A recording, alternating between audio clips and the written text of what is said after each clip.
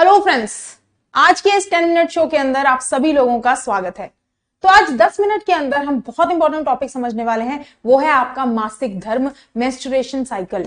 ये क्यों होती है, कैसे होती है, कौन से हार्मोन्स जो हैं वो सपोर्ट करते हैं साइकिल को, ये सारी बातें हम लोग इस वीडियो के अंदर समझेंगे। अगर आप लोगों को वीडियो अच्छी लगती है तो जरूर वीडियो को शेयर कीजिए अपने दोस्तों के अंदर और साथ में लाइक भी कीजिएगा और हमारे यूट्यूब चैनल को सब्सक्राइब करना मत भूलिएगा।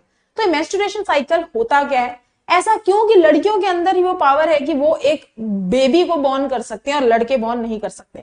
ऐसा क्या सिस्टम लड़कियों के अंदर लगा है जो लड़कों के पास नहीं है? तो चलो आज female reproductive system menstruation cycle के बारे में हम लोग डिस्कस करेंगे।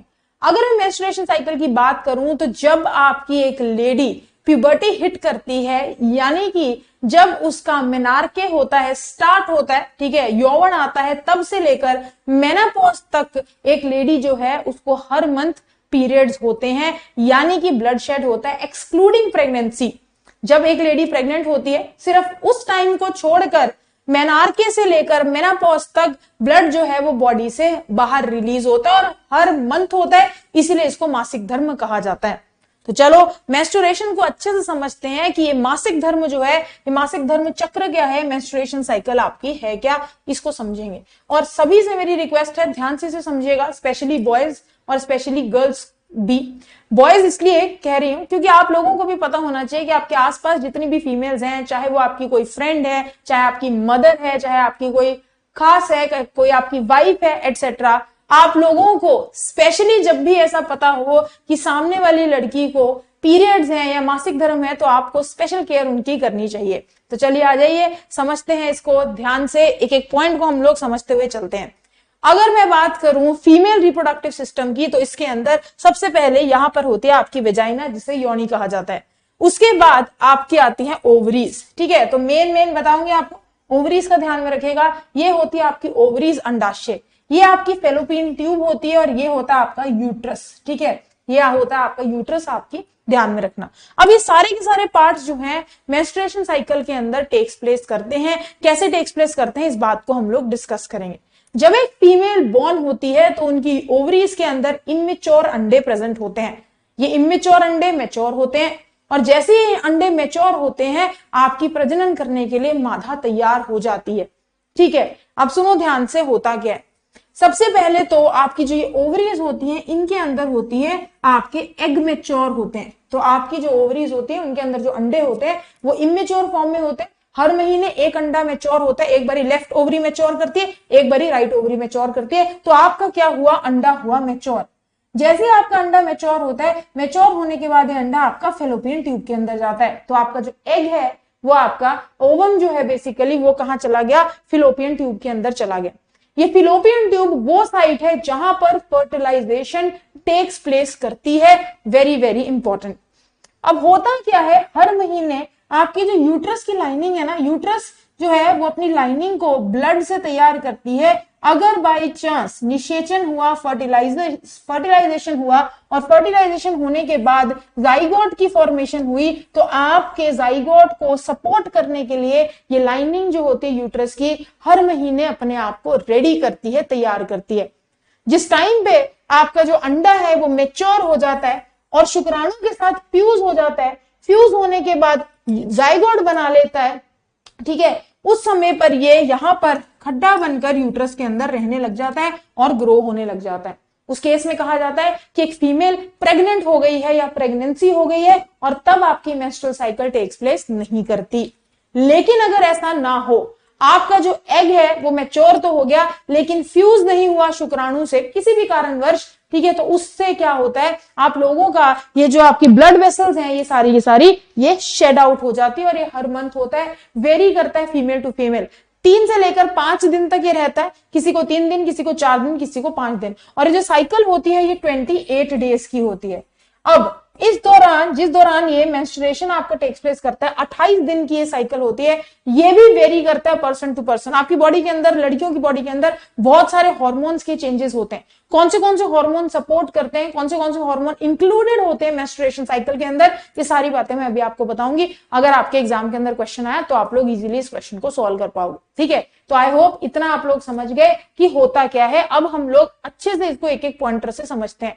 अब मैं आपको कुछ इंपॉर्टेंट हार्मोन्स बताती हूँ जो मेंस्ट्रुएशन साइकिल को सपोर्ट करते हैं। सबसे पहला होता है FSH, जिसको फॉलिकल स्टिमुलेटिंग हार्मोन कहते हैं। ये स्टिमुलेट करता है एग की डेवलपमेंट ओवरी के अंदर, ठीक है।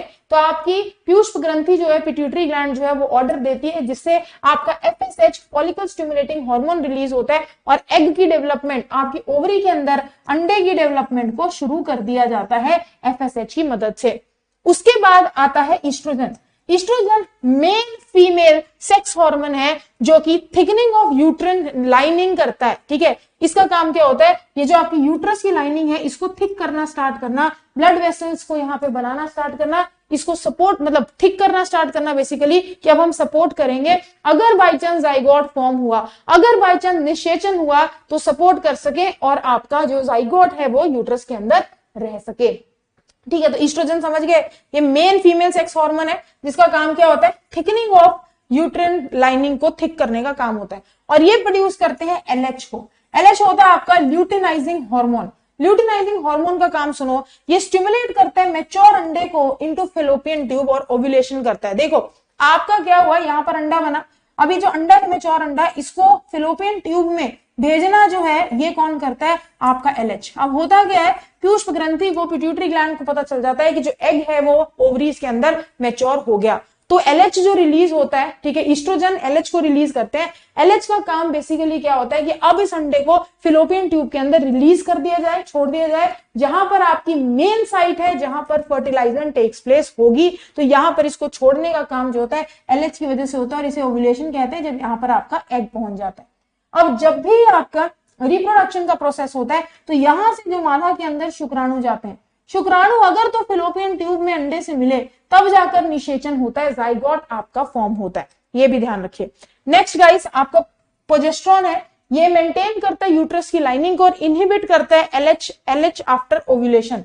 तो जब ओव्यूलेशन हो जाती है, LH ने क्या किया, आपके अंडे को फिलोपियन ट्यूब में भेज दिया, ओव्यूलेशन हो गई, उसके बाद LH के काम को रोकता कौन है, प्रोजेस्टेरोन, कि डन हो गया ना, काम खत्म हो गया, तो अब उसको इनहिबिट करेंगे, उसके काम को रोकेंगे। और बाकी जो आप लोगों का, ठीक है, प्रोजेस्टेरोन है, इसका काम होता है LH को रोकना और मेंटेन करके रखना आपकी यूट्राइन लाइनिंग को मेंटेन रखना। तो ये ध्यान में रखिएगा गाइस, वेरी वेरी इंपॉर्टेंट। ये है आपकी रिप्रोडक्शन मेंस्ट्रुअल साइकिल के सारे स्टेप्स। अब मैं कुछ फेजेस भी आपको अच्छे से बताने वाली, हार्मोन्स आई होप आप लोग समझ गए।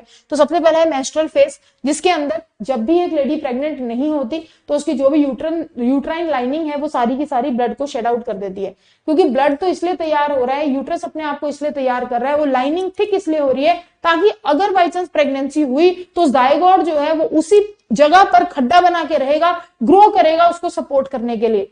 जब प्रेगनेंसी हुई ही नहीं तो ब्लड आपका शेड आउट हो जाता है, ये बात ध्यान रखिएगा। फिर आपका आता है फॉलिकुलर फेज। फॉलिकुलर फेज के अंदर क्या होता है, आपका यहां पर जो एग है, ठीक है, अंडा जो है वो मैच्योर होना स्टार्ट होता है। ओव्यूलेशन फेज के अंदर आपका अंडा मैच्योर होने के बाद आपके फिलोपियन ट्यूब में चला जाता है, निषेचन करने को तैयार।